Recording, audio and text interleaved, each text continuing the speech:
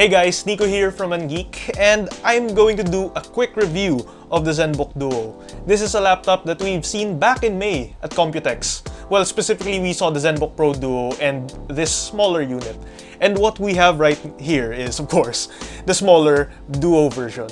So, while it's small, it still packs a lot of features, especially the signature ScreenPad Plus of the Zenbook Duo line. Specifically, this model is the UX481F, which has an Intel Core i5 10th gen processor and an MX250 graphics card from NVIDIA.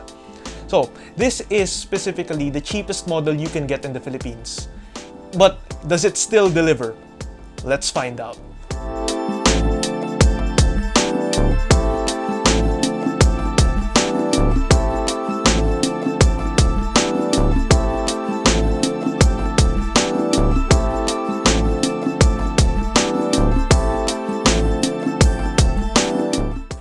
So let's start first with the aesthetics, because we here at Ungeek, we're all about the aesthetics.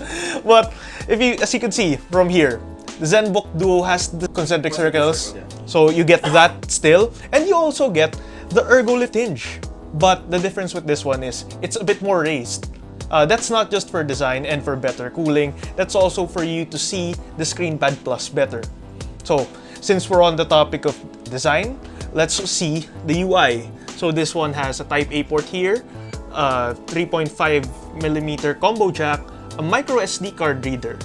And then on the other side, we have a full-size HDMI port, another Type A, and a Type C port. And this is your power. Even if it has a lot of I/O and it has a pretty good design, what I like about it the most is that it's thin and light. For a dual screen laptop, it's actually very portable. This just may be a bit thicker than competing Ultrabooks, but you get a second screen anyway. That's a trade-off I'd take any day. And let's move on to the display. So this model has a 14-inch 1080p display with minimal bezels, making for a 90% screen-to-body ratio. Aside from being a good-looking display, this is also Pantone certified. So if you're a content creator, if you edit photos or videos, this is a good partner for you. Now, while this big display is great for editing, it's also good for watching videos. Aside from just the main display though, you also get the ScreenPad Plus. Now, the ScreenPad Plus is a touch display, and it also has a 1080p resolution. But it's not 1920 by 1080 since it's horizontal. It's not a full size, but it's plenty sharp. If you have programs open on the bottom display, they're easily readable. And we've also tried watching videos on it. While I won't recommend it because it's small, it's actually pretty good. Like, colors are surprisingly good for a secondary display. So now we move on to sound quality. The Zenbook Duo is equipped with a Harman Kardon onboard speakers. Now, sound quality-wise, it's pretty good. I've tried watching videos, listening to music, using just the onboard speakers, and audio quality is good. Moving on to the keyboard. This laptop does not have a full-size keyboard because it is on the small side. They also packed the trackpad off to the right, making for what seems to look like a cramped keyboard. But for actual typing, it's not so bad. Like, the keys are sized just the right amount personally, so I had a good time typing. And what I was surprised by is the tactile feel. Usually I don't expect Ultrabooks to have a good tactile feel because you don't have much travel, but this one, it's satisfying to type on.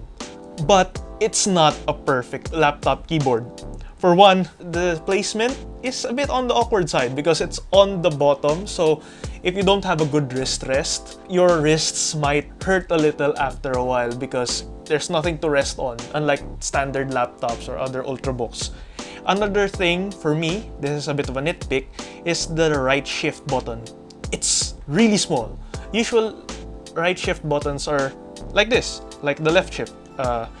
Horizontally, it's bigger. This one, though, it's just a standard key size. More often than not, when I want to press right shift, I'm pressing page up, or in this case, page up / the arrow up key. So it's going to take some time of getting used to, but it's a fairly minor nitpick. And now we move on to performance. As I've mentioned earlier, this particular model of the Zenbook Duo has an Intel Core i5 10th Gen processor paired with an MX250. This is not a gaming laptop, but since we're here at Ungeek, we tested it out for gaming. I was surprised to find out that the MX250 and i5 combo is actually pretty good. Like, you probably won't be able to play AAA games at 1080p well, but if you play games like Overwatch, Dota 2, CSGO, this can run it decently well. Like, I think that's because of the 16 gigs of RAM.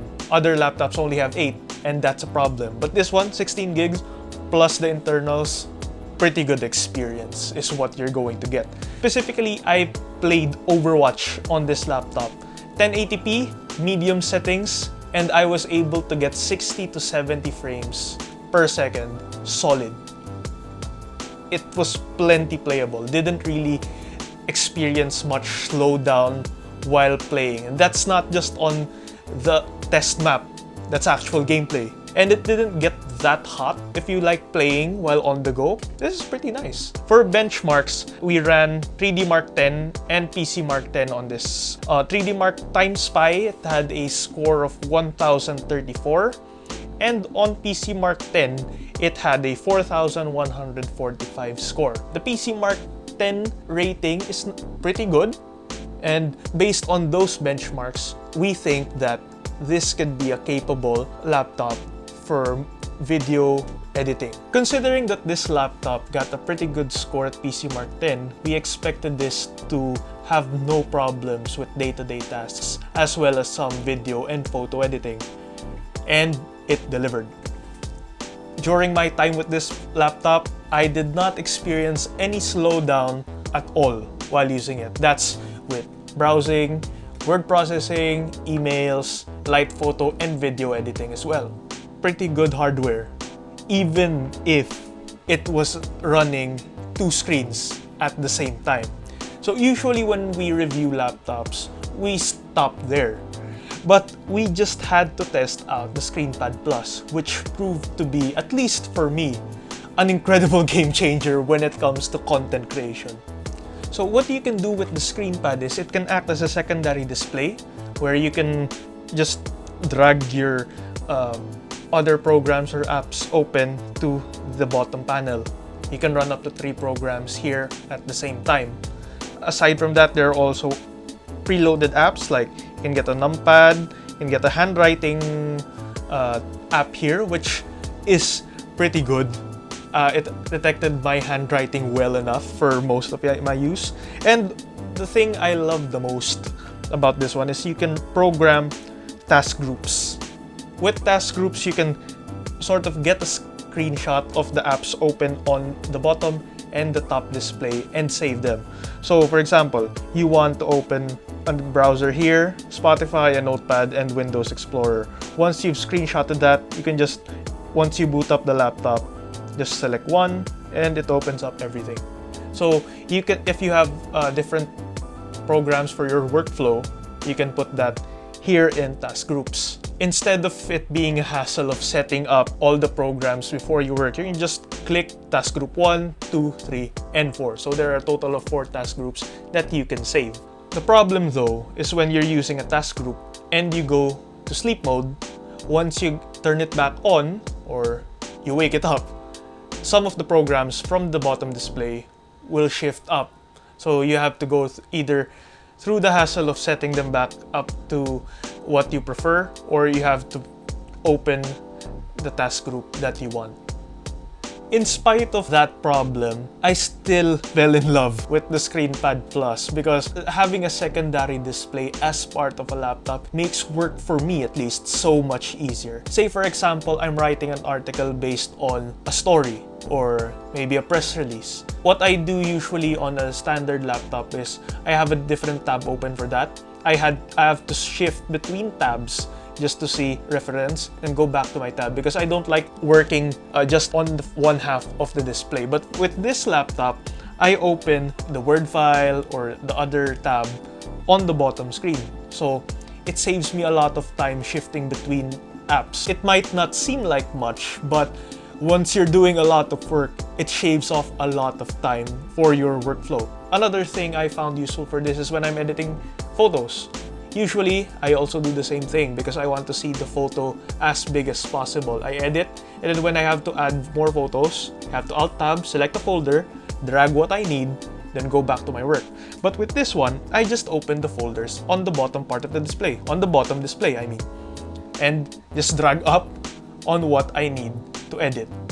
Again, it might not seem like much, but it saves a lot of time. Another thing that I like with this display is some programs support an extended ScreenPad Plus optimized version. Like for example, Premiere Pro, you can set maybe the timeline or some of the assets. You can see it here on the bottom display while you can edit up on the top. Right now, there aren't that many programs that support ScreenPad Plus optimization, but if there are more programs in the future that can take advantage of the dual display, it will be a big help for content creators. So to end this quick review, there have been some laptops with small displays, like think the MacBook Pro or even the Zenbook 13 with the ScreenPad instead of the trackpad. But there's not been a laptop like this with a secondary display that actually functions literally like a second monitor. So because of that, the ScreenPad helps out so much with work. But my concern was battery life. Since you are powering two displays, I was expecting battery life to be a bit below average. To my surprise, this can last pretty long. So in our usual tests, we run a 2.5-hour movie at 50% brightness and 50% volume using the onboard speakers. After a 2.5-hour movie, the Zenbook Duo still had 70%, around 6 to 7 hours of battery life. So if you're not using it for gaming or heavy video editing, I can imagine this laptop to run like 8 to 10 hours on a standard use. A bit more even if you turn off the ScreenPad Plus. That's impressive. And this is not a heavy laptop. I didn't expect it to have that long a battery life. Because of the secondary display's massive improvement to optimizing a workflow, I can highly recommend the Zenbook Duo for content creators, especially considering not just how useful this is, but also because it has great performance and great battery life. Sure, there are some improvements that could be made, like the keyboard could have been better, and there could have been more programs and better optimization for the ScreenPad Plus.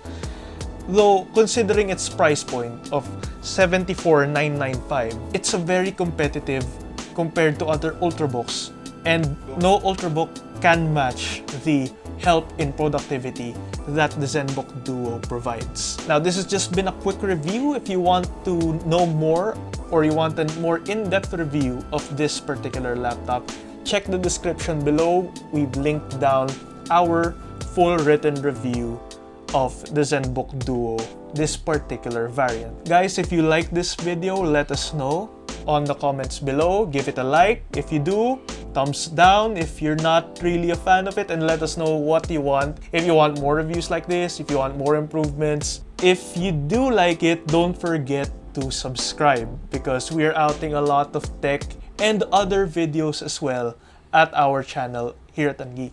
So once again, this has been Nico. Thanks so much for watching, and as always, keep on gaming.